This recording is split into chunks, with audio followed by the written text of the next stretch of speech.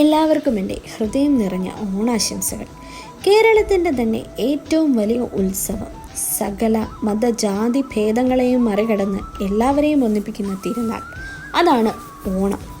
എന്നാൽ നാം ആഘോഷിക്കുന്ന ഈ ഓണത്തിന് പിന്നിൽ എന്താണ് കഥ? എന്തുകൊണ്ട് കേരളക്കാർക്ക് ഓണം ഇങ്ങനെ പ്രത്യേകമാണ്? നമുക്ക് ഒന്ന് ചരിത്രത്തിലേക്ക് പോകാം.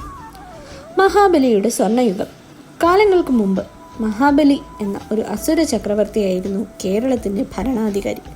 അദ്ദേഹം പ്രഹ്ലാദൻ്റെ കൊച്ചുമകനായിരുന്നു. ബാല്യകാലം മുതലേ ധാർമ്മികതയും ദാനശീലവും നിറഞ്ഞവൻ. അദ്ദേഹത്തിൻ്റെ ഭരണകാലത്ത് കേരളം ശരിക്കും സ്വർണ്ണയുഗമായിരുന്നു. എല്ലാവർക്കും ഒരുപോലെ അവകാശം. ആരും പട്ടിണി കിടന്നിട്ടില്ല.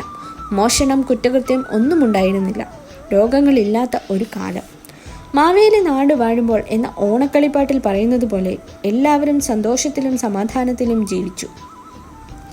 എന്നാൽ മഹാബലിയുടെ വളർച്ചയുടെയും ഭരണവും കണ്ട ദേവന്മാർ ഭയന്നു. ഇങ്ങനെ പോയാൽ അസുരൻ ലോകമെമ്പാടും അധികാരം പിടിച്ചെടുക്കും, നമ്മൾക്ക് സ്ഥാനം ഇല്ലാതാകും എന്നായിരുന്നു അവരുടെ ചിന്ത. അതിനാൽ അവർ മഹാവിഷ്ണുവിനെ പ്രാർത്ഥിച്ചു. അപ്പോൾ മഹാവിഷ്ണു വാമനാവതാരമെടുത്തു. ഒരു യാഗശാലയിൽ മഹാബലി വലിയ യാഗം നടത്തുമ്പോൾ ബ്രാഹ്മണവേഷം ധരിച്ച ചെറുപ്പക്കാരൻ വാമനൻ അവിടെ എത്തി. സകല അതിഥികൾക്കും വേണ്ടത് കൊടുക്കുന്ന മഹാബലി വാമനനെയും ആദരിച്ചു. വാമനൻ ആവശ്യപ്പെട്ടു, എനിക്ക് വെറും 3 അടി ഭൂമി കൊടുക്കാമോ? മഹാബലിക്ക് ചിരിയേറി. ഇത്ര ചെറിയ ഭൂമിയാണോ? വേണം. കൊടുക്കാതെ ഇരിക്കാനാകുമോ? കൊടുക്കാം. അപ്പോൾ തന്നെ മഹാബലിയുടെ ഗുരുവായ ശുക്രാചാര്യർ തടഞ്ഞു. ഇദ്ദേഹം സാധാരണ ബാലനല്ല, മഹാവിഷ്ണുവാണ്, സൂക്ഷിക്കുക. എന്നാൽ മഹാബലി പറഞ്ഞു, ദാനം കൊടുക്കുന്നത് എൻ്റെ ധർമ്മമാണ്, ഒരിക്കലും വേണ്ട എന്ന് പറയാനാവില്ല. അങ്ങനെ വാമനന് ഭൂമി കൊടുക്കാൻ അദ്ദേഹം സമ്മതിച്ചു. പെട്ടെന്ന് വാമനൻ മഹാരൂപം ധരിച്ചു. 1-ാം അടിയിൽ ഭൂമി മുഴുവനും, 2-ാം അടിയിൽ ആകാശവും, 3-ാം അടിക്കായി ഇനി സ്ഥലമില്ല. അപ്പോൾ മഹാബലി പറഞ്ഞു, ഭഗവാനെ, എൻ്റെ തലയിൽ 3-ാം അടി വയ്ക്കുക. വാമനൻ 3-ാം അടി മഹാബലിയുടെ തലയിൽ വെച്ച് അവനെ പാതാളത്തിലേക്ക് ചവിട്ടി താഴ്ത്തി.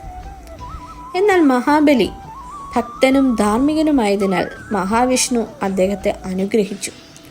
1 വർഷത്തിൽ ഒരിക്കൽ നീ ഭൂമിയിൽ തിരികെ എത്തി നിന്റെ ജനങ്ങളെ കാണണം എന്നൊരു വരം നൽകി. ഇതാണ് കേരളത്തിൽ ഓണാഘോഷത്തിന് പിന്നിലെ കഥ.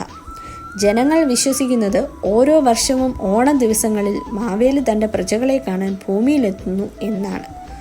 ഓണത്തിൻ്റെ മഹത്വം എന്ന് പറഞ്ഞാൽ ഓണം ഒരു കഥ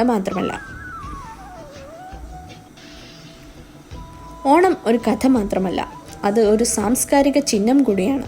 പൂക്കളമിടുന്നത്, ഓണസദ്യ കഴിക്കുന്നത്, വള്ളംകളി, പുലികളി, കൈക്കോട്ട് കളികൾ, ഉത്സവങ്ങൾ എല്ലാം കൂടി ഓണം കേരളത്തിൻ്റെ ഐക്യത്തിൻ്റെയും സമൃദ്ധിയുടെയും പ്രതീകമാണ്.